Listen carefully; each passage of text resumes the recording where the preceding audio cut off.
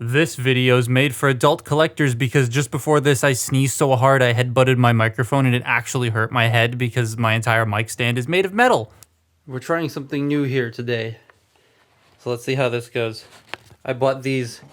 They're very cool. Nemesis, where is I cleaned up and I genuinely don't know where our model wheel jack is. The original here's the old one. Or the new one. There he is. You can barely see him. I really liked the last 4-pack they did. It was chocked full of interesting figures and tarantulas, and this one is the same thing. It's chocked full of interesting figures and Bumper. But I don't know, I think I'm liking this set a little bit more than the last one. I love them doing these 4-packs. It's about 15 to 20 bucks cheaper than buying the 4 figures separately, which is good because I don't think one of them is worth full price. But here, I think the offerings are more interesting than the last few. And Bumper. This is the Age of the Primes Wave 1 4-pack. You get Bumper, Magnus, Nemesis, and Horri-Bull. Hilarious name. To me, this has the more desirable figures. I guess we'll just get Bumper out of the way. So, it's just 86B with a new head and some different colors. It's so similar to the 86B figure that it just kind of feels underwhelming. I spelled underwhelming with a P somehow. I know some have said we have a Bumper mold already, but yeah, it's a core class. The price point of these packs since Legacy has remained relatively consistent, and putting a core in there would have made the price make less sense, though one could then argue that just drop the price of the pack. I don't know. The point is, this is what we got. He kind of exists for me. Head's nice, but I'm just gonna move on. White core Magnus. I love this. I'm such a big fan of the whole white Magnus cab thing, so this feels so natural to do, and I'm okay with it being in a 4-pack. The gray kind of works here. It's that unpainted gray that I do wish was silver, but like here it just works with that white and the bits of blue. Speaking of the blue, I love the blue mask and the blue crest, and this mold is just amazing in general. I really hope they do more mainline toys like this based off G1 like original toys, or put as many decos of this mold out as you can. I can smell an armor upgrade kit coming in the future from someone, though it would be cool if Hasbro was able to do that in the future as well. He comes with the same stuff as the other one, but again, the painted guns are a bit too thick, so they stick when they're in the hands, and I'm kind of scared of putting them in there and leaving them in there. Nemesis is the Voyager of the pack, and I wish he was Toxitron. I did wish that, at least, when the box was announced, and now that I have him, these colors are so nice in person that all is forgiven. I'm happy with this. I think it's the teal. I wish there was more of it on like the legs and stuff, but it's such a nice shade, and the red windows go so hard and they're so menacing. The chest doesn't like staying fully tabbed in on mine, probably a degradation thing, which is sad, but it stays in place for the most part, unless I like bump it. The new head is nice. There's the masked head that was leaked about a year ago when Optimus was announced. The teal on the helmet and like underneath the eyes with the gunmetal mask, it's so menacing with this deco. I think it works so well. He has his axe, but the point the blade attaches to the axe itself isn't painted, which looks a tiny bit weird, though the telescopic handle is the most solid of any of the versions of this mold that I've owned. Now we get on to the mostly new thing in the box, Horri-Bull. Because he turns into a bull and he's horrifying. Not that he's horrible. You get it. You never mind. He's a partial of the Titans Return Skullcruncher figure, and he has heels. Thank God. I was worried he wasn't going to have ankle tilts either because of the hinges here, but no, they still managed to do that somehow. This gray has, it looks like it has like a drop of purple in it or something. It's pretty good, actually. It's less plain in person. There is the Spudstrint thing on the front, and it is not covered, and I kind of wish it was, but it's still nice that they included it. His headmaster is a bit of a bobblehead, but the head looks nice, and so does the robot mode.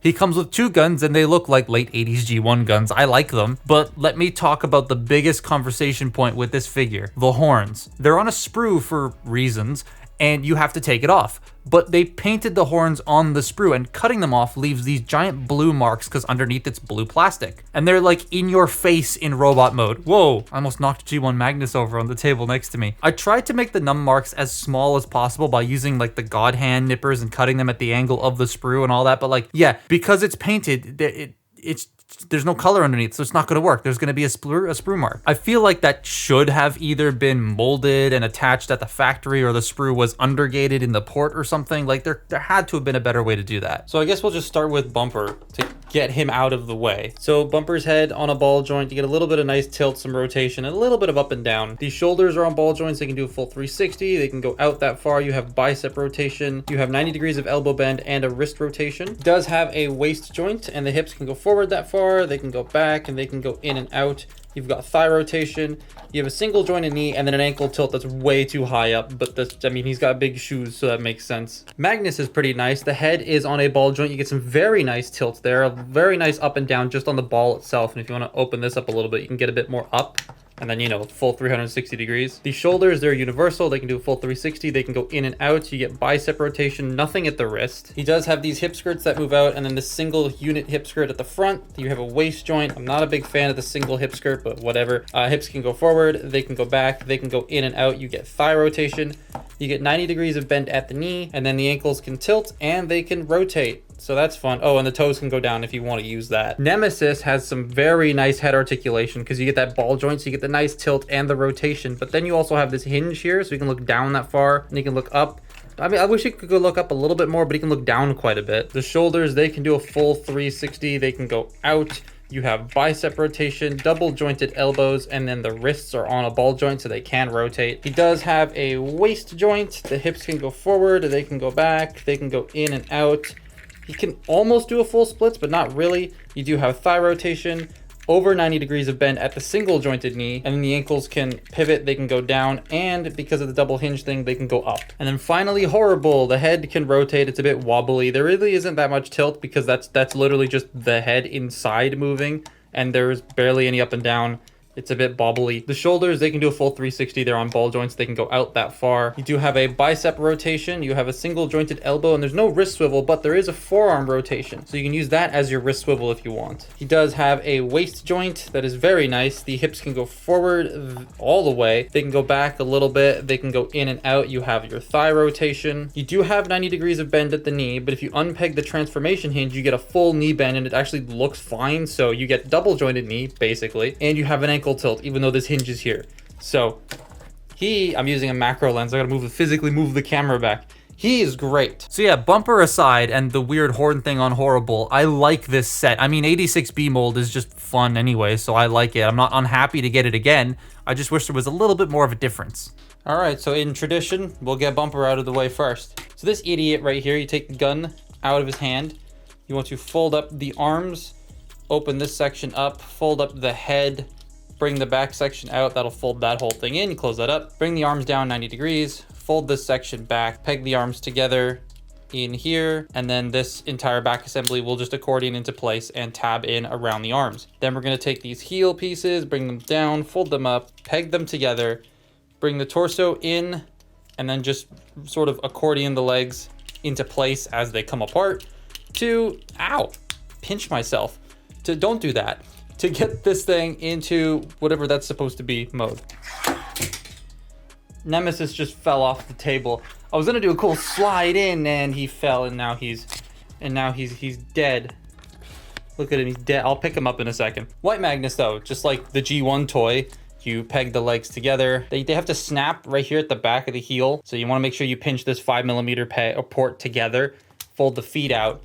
Then we're going to fold the legs up, bring this section down, fold in the head, close that up, straighten the wheels, get the fists, open them up, rotate that, close, open, rotate, close, and then shove the arms in just like almost any Optimus Prime toy nowadays, to be completely honest. This one's not fitting. There we go. Now it's in. Make sure the gas tanks are pegged into the arms, and there you have Magnus. He just doesn't, normally he stands fine. Nemesis. So we're gonna open this up because it wants to come out already.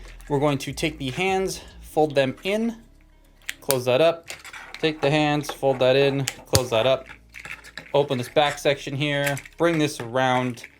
This entire arm assembly will come around here, up and over. It'll snap into place, and then that will peg into the back. And you make sure these are together like that. Bring this front section up. That will sort of hold everything into place by pegging into the back of the arms, and then this will come over and just lock everything, and that's the front of the truck. And now you can have that if you want. So next thing we're gonna do is rotate the waist, not the waist, rotate the torso, bring this around and peg it in.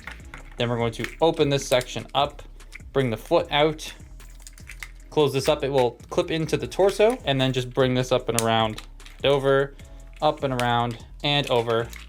And there is Nemesis. Now, Horri-Bull. Horri-Bull's kind of neat. So we're gonna take his head off, and put bro into a seated position with the, oh, now we're going to fold the hands in on both sides, get the paws out, rotate the forearms 90 degrees, and then bend the elbows. Then you want to take the horns, bring them up, bend this into place. We're just gonna open up the little back section, not rubber by the way, like the original, which is nice.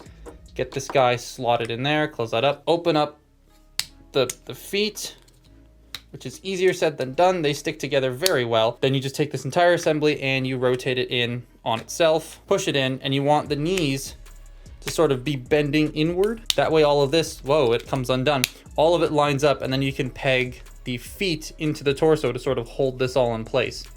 Now, there are these little bits right here that the arms just kind of rest on, and that's where they're supposed to stay. It's a little divot that they cut in that I think is kind of neat.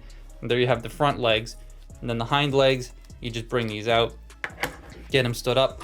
Then you take his weapons, and then this will form the tail, and then you slide it down from the top, and there you have Horri-Bull. Bumper is the same, so let me just, there he is. Yay, flick him out of the way. Nemesis looks fantastic. The massive teal stripe down the side is so nice, and again, those red windshields are fantastic. The feet still stick out, and they're a bit of an eyesore, and the axe stores like a typical Transformers toy, so like an idiot, but I still really like this truck mode. Not sure if I like him or Motormaster more. Time will tell, but I think they both look nice enough for me to keep both. Magnus looks great. I have like 0 complaints here. I thought Prime was great, and so I find this amazing. The PVC tires are so nice, and he rolls very well. It sits together better than my Prime version of this mold did, so that's nice. But Horri-Bull, I like this a lot. He sits very low to the ground and feels like he's going to charge. His mouth can open, and his tail's made of guns, and he's got a pilot seat on the inside. He's just a nice little beast thing. They got that out of a crocodile. Yes, I like this set, even Bumper. I know the joke of this video has just been and Bumper, but I like this mold enough to be okay with this. I still wish the vehicle was just a little bit different. Nemesis is great though, Horri-Bull is fun, and Magnus I think is a must-have. For me, Nemesis wasn't the figure I was expecting to mess with the most out of this set, but he's not left my desk. Nemesis is my favorite part of this whole set, and I wasn't expecting that. I was expecting, honestly, to sell him when I got him, but I'm keeping him. He's great. But that's my look at the Age of the Primes Wave 1 4-pack. Follow me on Twitter and Instagram, and I'll see you next time. Bye-bye.